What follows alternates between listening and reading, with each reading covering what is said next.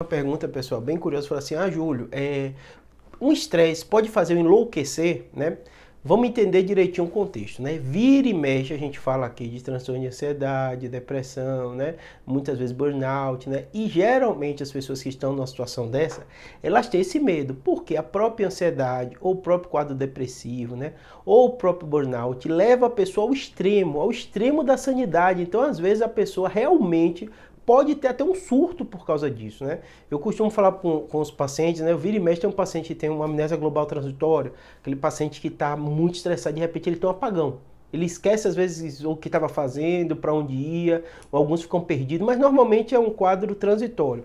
Óbvio que o neurologista ou o cardiologista vai investigar causas secundárias que podem dar isso, mas grande parte dessas amnésias global transitórias no contexto de burnout não vai encontrar nada demais, a pessoa vai seguir a vida dele, né? Por que eu estou colocando essas situações extremas para falar no contexto de enlouquecer, que vocês ficam perguntando, né?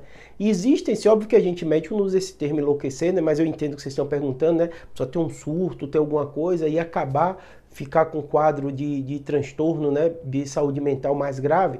Vocês têm que entender o seguinte, a saúde mental é relacionada ao nosso cérebro, né?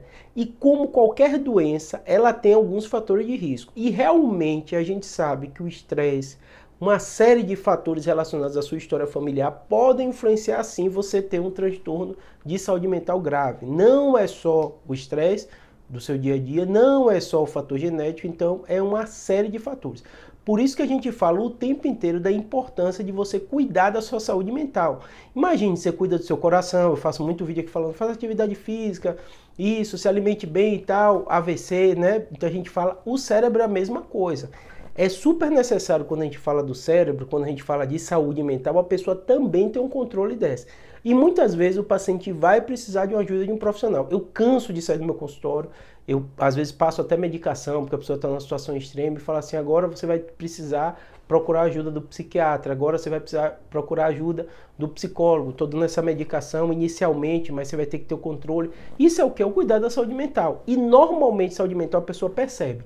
Muitas vezes ela não procura ajuda por um preconceito. E se você deixar alguns gatilhos serem recorrentes, isso pode sim levar a um surto. Normalmente, as pessoas quando têm quadros agudos ou quadros críticos, elas estão no contexto de um estresse agudo, né? Ou com transtorno de ansiedade, ou com transtorno depressivo, e na maioria das vezes não tratado. Então, para não chegar a essa situação extrema, você que perguntou isso aqui, procure ajuda. O quanto antes, melhor. Tá bom? Espero que tenha ajudado. Um abraço.